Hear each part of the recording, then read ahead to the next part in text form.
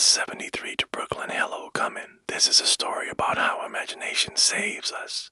About how a boy found his voice in the space between stoplights and strangers. Every morning at 6:27 a.m., I caught Bus 73 on the corner of 67th and 18th in Bensonhurst, Brooklyn. It was the kind of bus that smelled like damp jackets and spilled coffee. Kind where nobody talked, just stared at cracked phone screens or blinked out windows like ghosts in daylight. I was 14, almost invisible. Not quite Tibetan enough for my community. Not quite American enough for anyone else. My name is Tenzin, but in school they called me Ten like I was a countdown to something they didn't care to finish. The truth is I didn't mind the quiet. When I was a little kid, my grandmother used to say, in silence, your ancestors speak. But she died when I was 9. My mother stopped saying anything at all unless it was about rent or my grades. So I started talking to myself, not out loud, in my head. On Bus 73, I built stories from the faces around me. The man with oil-stained hands. He was a secret mechanic for retired superheroes. The woman with the long scar across her cheek. She was a former opera singer who now worked undercover at a bakery. The baby crying in the stroller. Reincarnated llama prince. Definitely. One morning, there was a new passenger.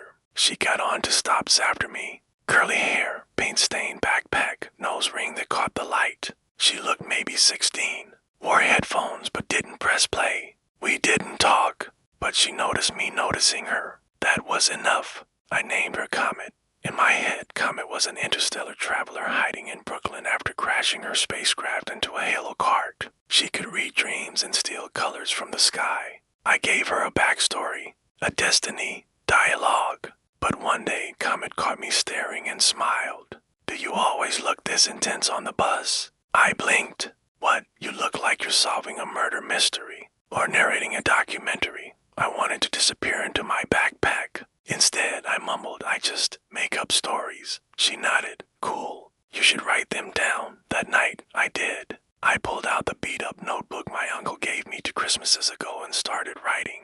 Bus 73 to Brooklyn, a collection of mostly made-up stories. And every day after that, I added more. The woman with the briefcase full of feathers. The teen boy who only spoke in riddles. The driver who used to be a monk. I gave the bus its own mythology. I gave myself one too. Comet's real name was Soraya. She was half Iranian, half Ecuadorian, and wanted to be a muralist. She read my stories one day and said, your brain is like a city with no speed limit. I told her I didn't think people like me became storytellers. I had never seen a Tibetan kid in a book unless it was about monks or Everest or political struggle. She looked at me and said, then write the first one. Summer came. Bus rides got hotter, louder. Kids yelled. Sweat clung to every seat, but I kept writing. One story became 5. 5 became 15. I started reading them out loud to my little cousin at night. I gave the characters Tibetan names. Let them chant. Let them run barefoot in Brooklyn streets. Let them make tea and break rules and speak back to the world. I was starting to believe I could be something more than a good math grade. Then one day, Soraya stopped getting on the bus. One day died to days, a week. No warning, no goodbye. I wanted to be angry, but I wrote a story instead. About a girl who was actually the comet I imagined she was. Who finished her mission and returned to the stars. Who left behind one last gift, a magic notebook that helped people speak their truest words. In September, I printed my stories and left a copy in the back seat of Bus 73. The next morning, it was gone. 2 days later, a note was taped to that seat. Write more, please.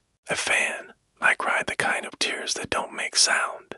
Just sit heavy behind your ribs like a truth waiting to be told. Now, I'm 15, still quiet, still writing Bus 73, but I carry a pen like it's a sword. I've started performing my stories at Open Mix, telling tales about Brooklyn heroes with buttered tea in their veins and old gods in their backpacks. Sometimes people laugh. Sometimes they cry. Sometimes they stay silent after I speak and I know they rave feeling something they haven't named yet.